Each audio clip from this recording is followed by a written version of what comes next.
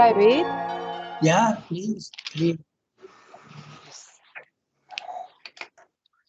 And since all things are the one self in its manifestation, we shall have equality of soul towards the ugly and the beautiful, the maimed, the maimed and the perfect, the noble and the vulgar, the pleasant and the unpleasant, the good and the evil. Here also there will be no hatred, scorn, and repulsion, but instead the equal eye that sees all things in their real character and their appointed place.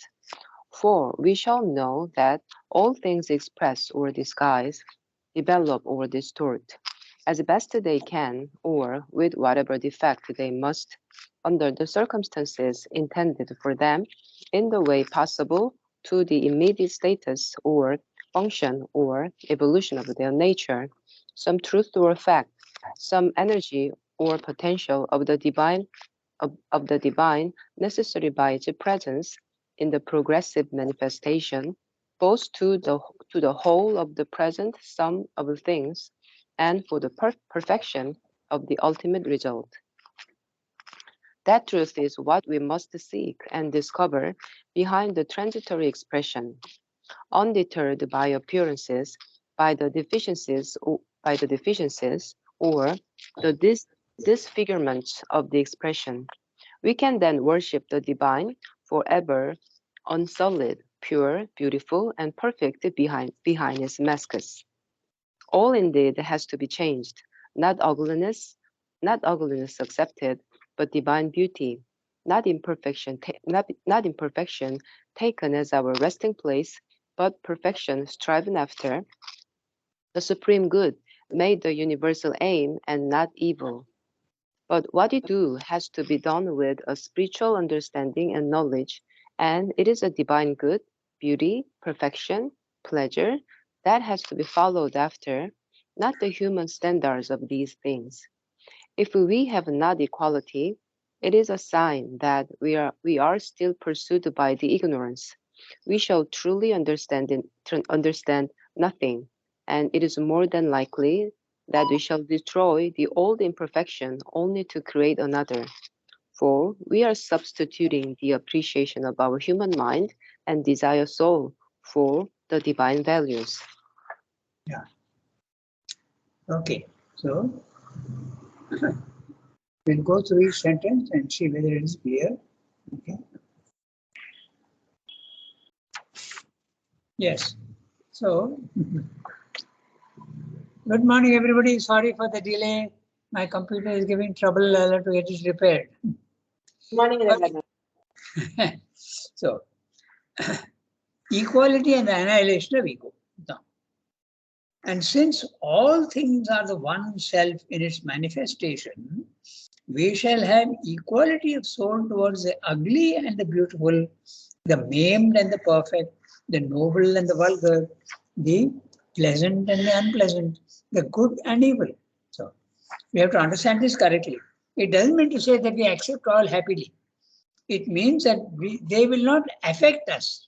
Our normal reaction to beautiful things is you find it pleasant and you may even be attached, okay? And when you see something unpleasant or something ugly, then you recoil from it. There is a repulsion. So when you see these things, there should neither be attraction nor repulsion. That's what Sri is saying. It doesn't mean to say that we don't recognize the evil. We recognize the falsehood. We do. We see all the colors. It's not that all the colors are only one. Okay? We see, but it does not affect us. That's the whole point. Okay? That is the equality of soul. So, and why should that be? Because the divine is everything. Okay? He is also the ugly and he is also the evil. Because then again, that also requires a lot of explanation. But that explanation is there in the life divine. Okay, in very great detail. The divine is creating things, and when he creates infinitely. So the infinitely goes to one end and goes to the other end also. Okay, just as it's very easy to understand it with the example of light. Okay, when light is being produced by the divine, he produces infinitely. infinitely bright and infinitely also not bright. So when it goes not bright, not bright, not bright, it becomes darkness. So darkness is actually light reduced to its minimum. So exactly the same principle you can apply to everything, ugly and beautiful.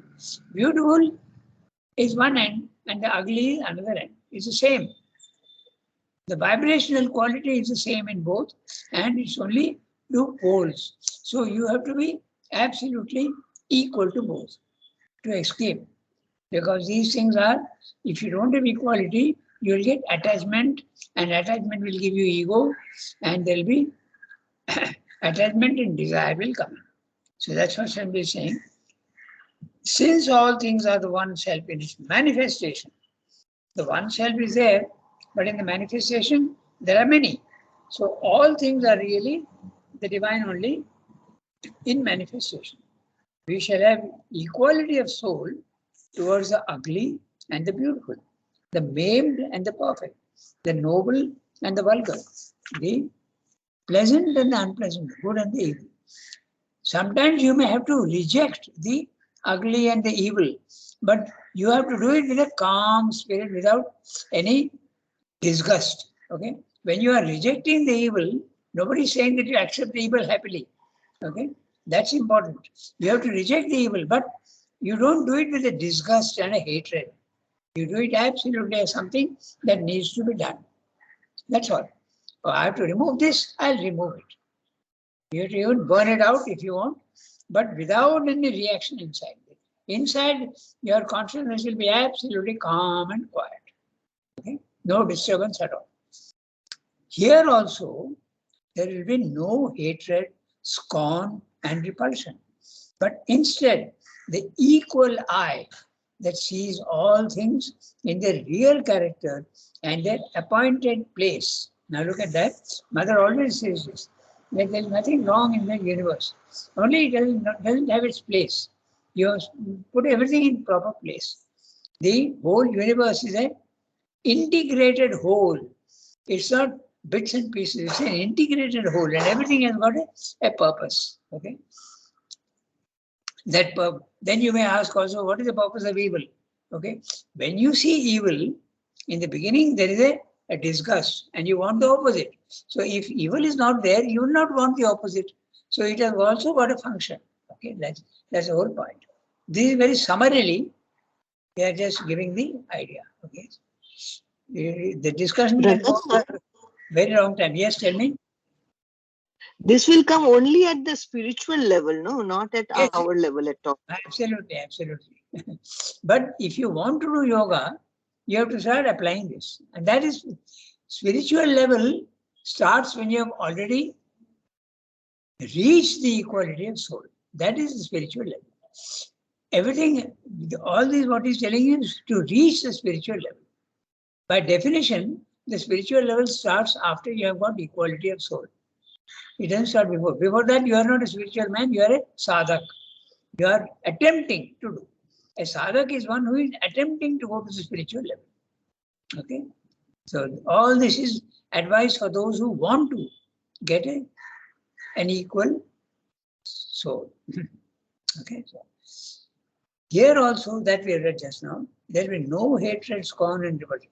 I think what Pallavi is saying is, should we not have disgust for the ugly? Okay? I think that's what you're saying, no? Pallavi? No, Rangada, it is very difficult at this level, even if we are trying, it is so very difficult at this level. So unless we reach the spiritual level, then we'll have the proper equality. Or it is the other way around. Yeah, but how will you reach that? You will reach only by trying. Okay? So in the beginning, what you're saying is absolutely right. That's a difficulty. Nobody is saying that yoga is easy and equality of soul is easy. But you have to try. You have to go on trying, and there are so many ways of trying. You appeal to the divine, you put some pressure on yourself, you do all sorts of purificatory processes. That is what yoga is all about. Okay? And there are so many types of yogas. You can select any one which is suitable to you. Okay, so that's the thing. So, here also there will be no hatred, scorn, and repulsion. But instead, the equal eye that sees all things in their real character and their appointed place. Okay? Appointed place.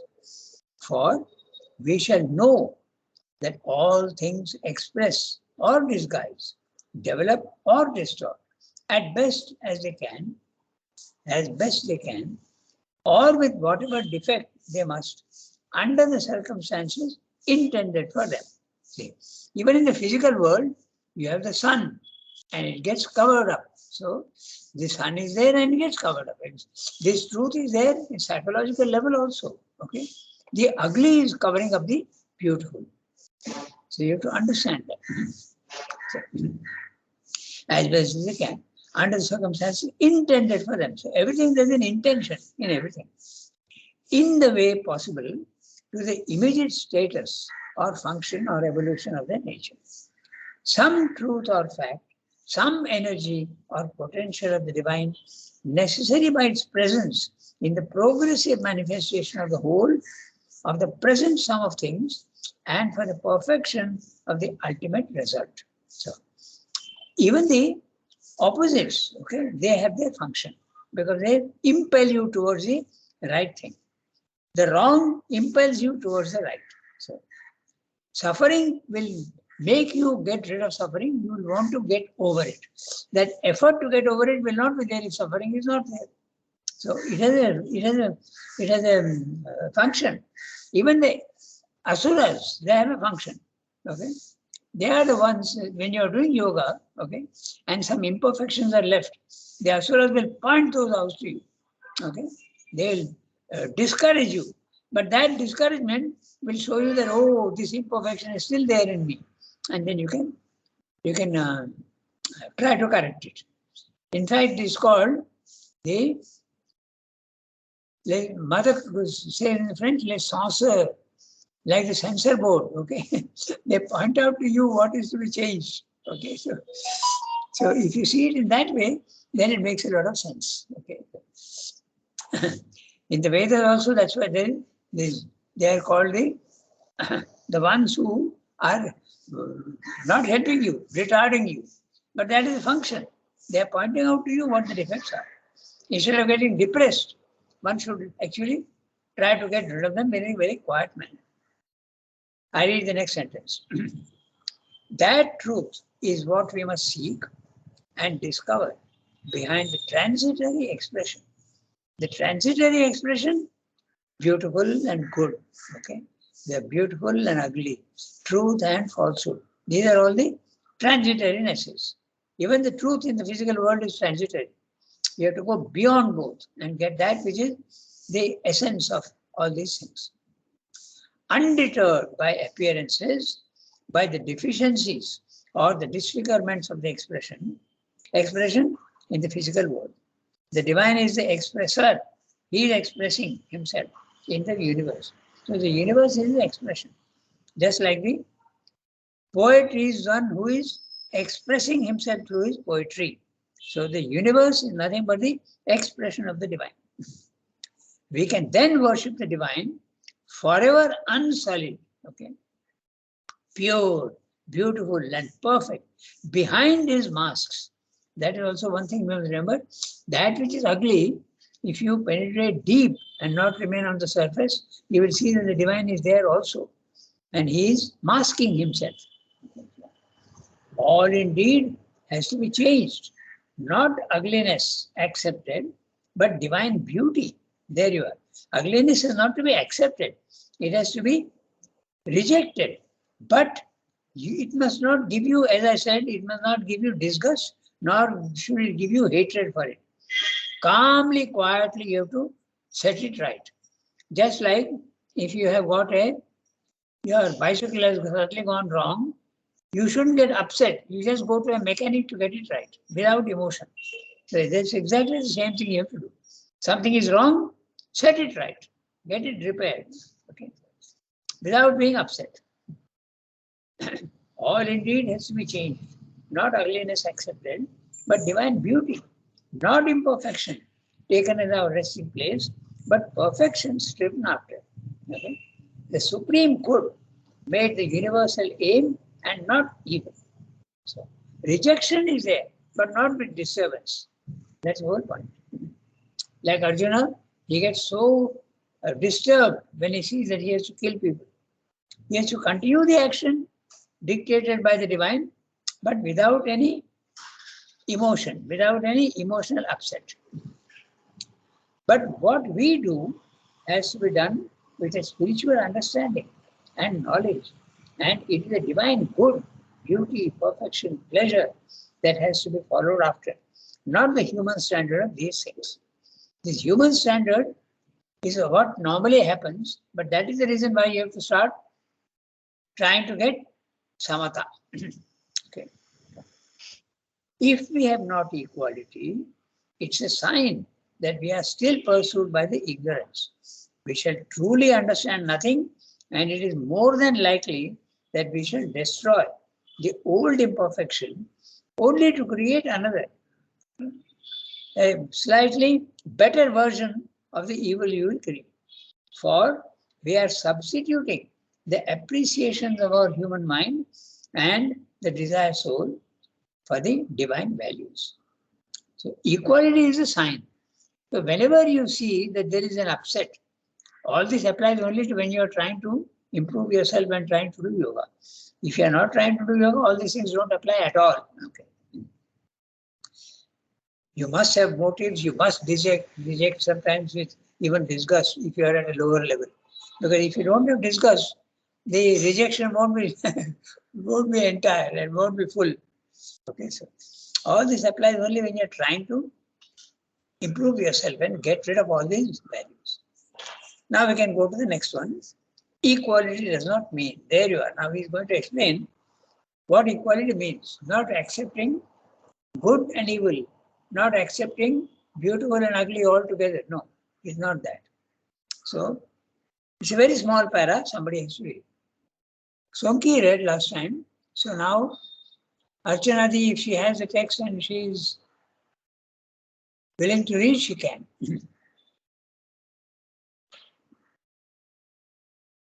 Maybe she is not there on the. Okay. Yeah, she is. One. Okay. Take your time.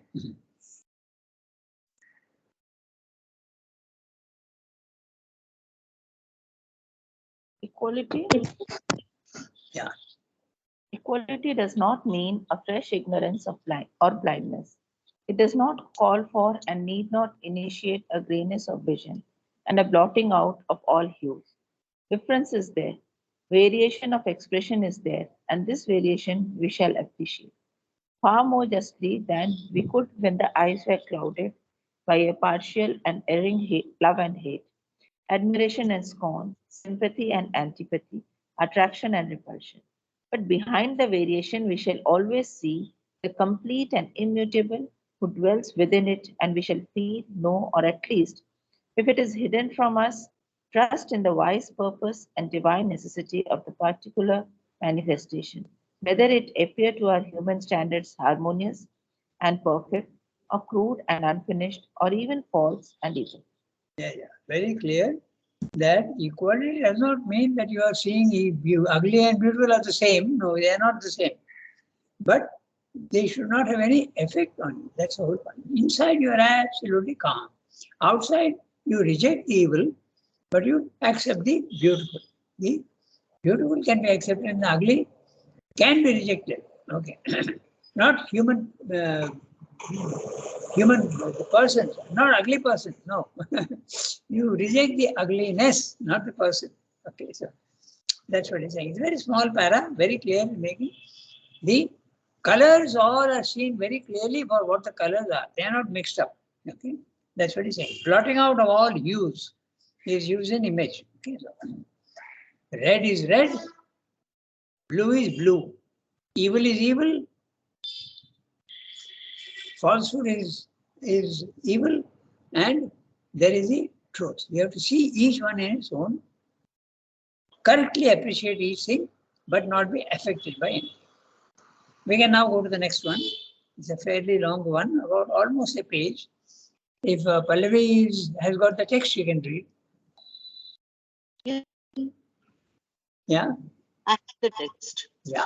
And so, Rangada, one question before this. When Yeah. he says whether it appear to our human standards harmonious and perfect or crude and unfinished, even Yeah. false and evil, then fundamentally we have to have faith because we have not seen the divine. We know that when mentally we know it's divine or we know it is something different, but we don't see it through our human eyes. So fundamentally, if we have faith, then we can have the equality. Yes, faith is there. Faith is there that the divine will help me to get rid of this. First of all, is to recognize the defect. And if we don't have the strength to get rid of it, you ask the divine to do it and you have faith that he will help you. Yeah, faith is necessary.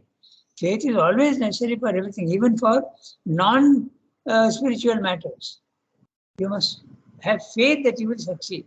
In fact, that is the whole trend nowadays in everything, even in ordinary sport also. Okay, they have psychologists who help a team. Believe in yourself. Okay, you have faith that you will succeed. So, I mean that faith is necessary for everything.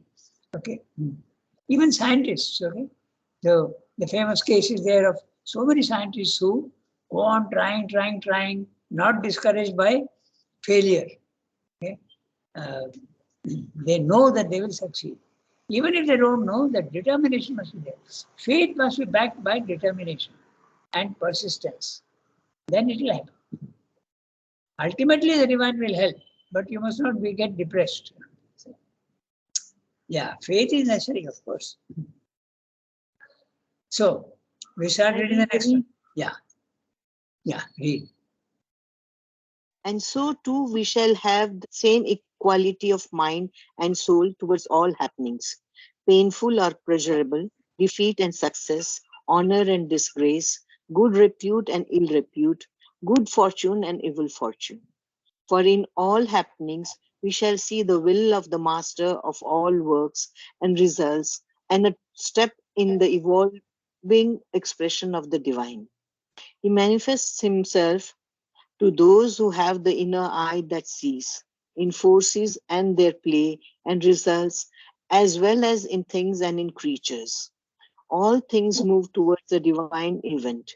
Each experience, suffering, and carrying out a universal suffering and want, no less than joy and satisfaction, is a necessary link in the carrying out of a universal movement which it is our business to understand and second. To revolt, to condemn, to cry out is the impulse of our unchastened and ignorant instincts. Revolt, like everything else, has its uses in the play and is even necessary, helpful, decreed for the divine development in its own time and stage. But the movement of an ignorant rebellion belongs to the stage of the soul's childhood or to its raw adolescence. The ripened soul does not condemn, but seeks to understand and master, does not cry out, but accepts or toils to improve and perfect, does not revolt inwardly, but labors to obey and fulfill and transfigure. Therefore, we shall receive all things with an equal soul from the hands of the Master. Failure we shall admit as a passage as calmly as success until the hour of the divine victory arrives. Our souls and minds and bodies will remain unshaken by acutest sorrow and suffering and pain if in the divine dispensation they come to us, unoverpowered by intense joy and pleasure.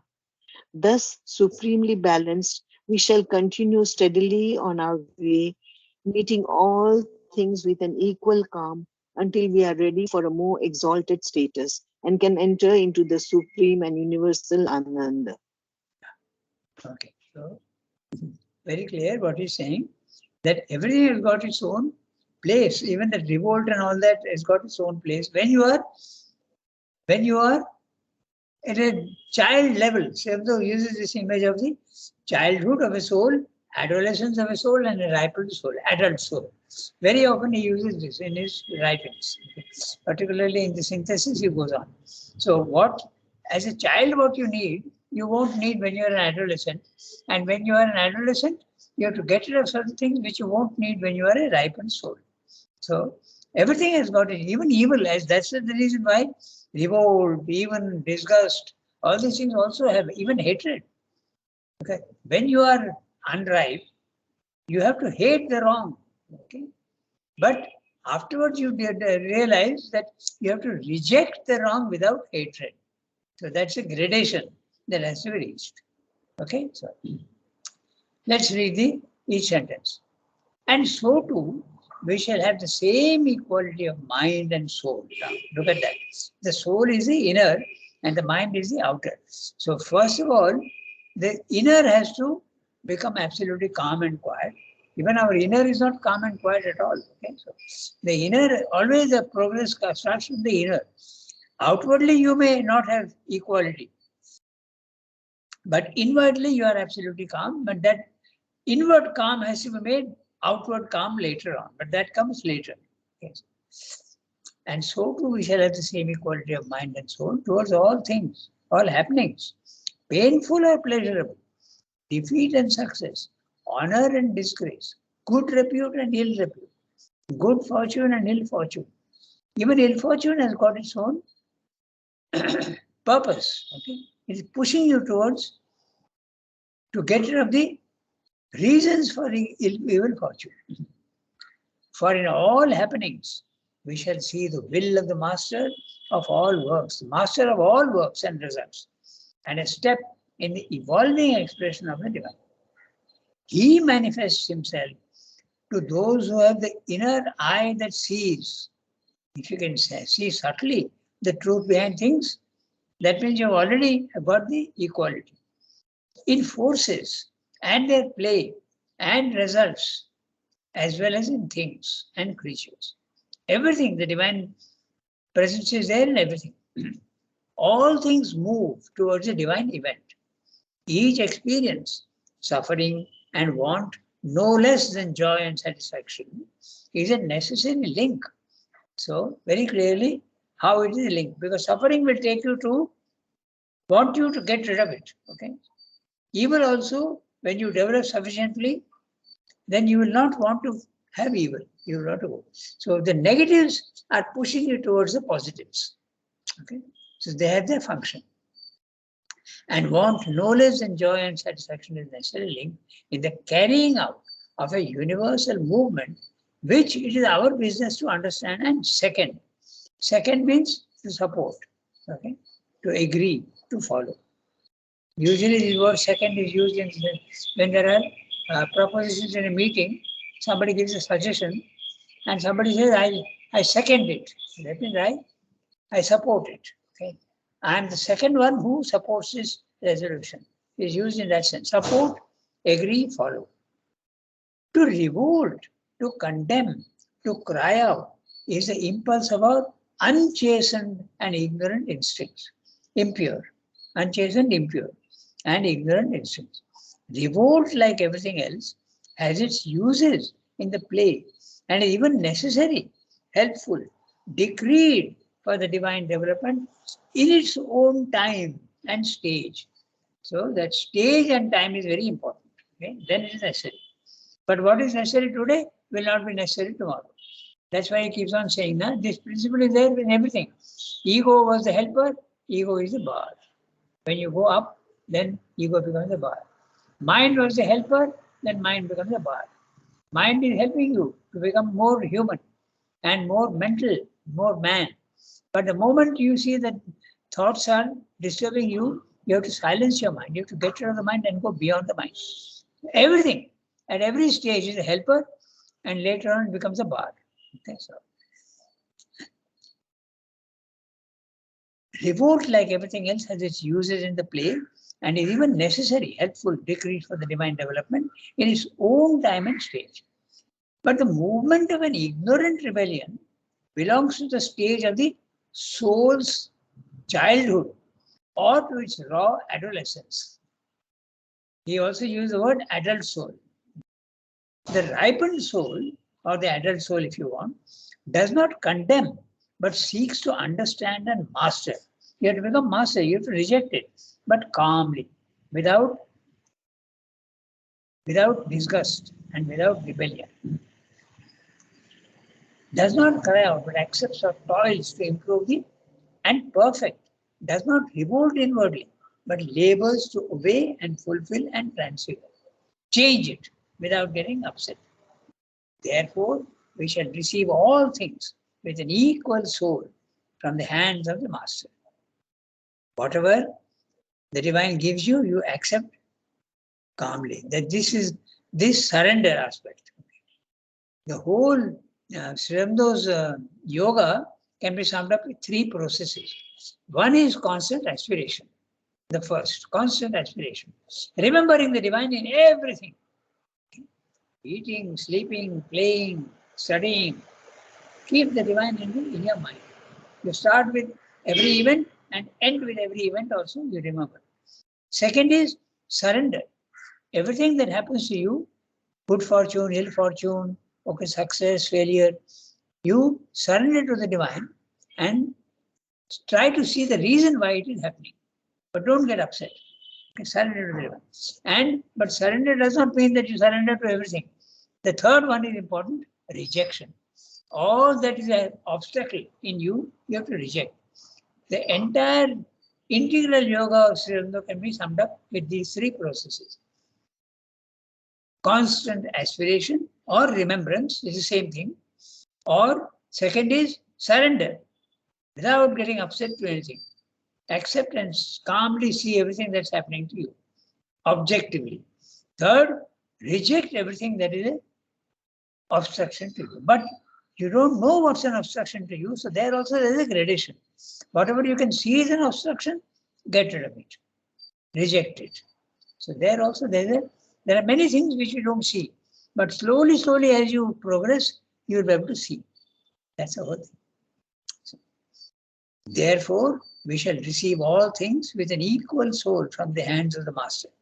Failure we shall admit as a passage, as calmly as success, until the hour of the divine victory arrives. Our souls and minds and bodies will remain unshaken by acutest sorrow and suffering and pain, if in the divine dispensation they come to us.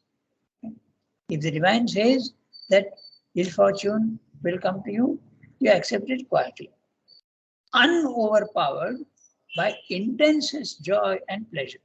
So, even intensest joy also, you should not get affected by it. Thus, supremely balanced, we shall continue steadily on our way, meeting all things with an equal calm until we are ready for a more exalted status. Exalted, high, noble, elevated, and can enter into the supreme and universal Ananda. Okay. So, very clear what equality meant here, meant very clear. Equality does not mean that you don't reject. You do reject, but don't get affected by it. Okay, it's 8:37, so I think we have to stop here today. Next time we'll take up. This equality cannot come. Okay, we stop here today.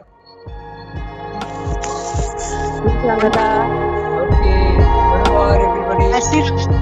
What should we? Have a nice day, everybody.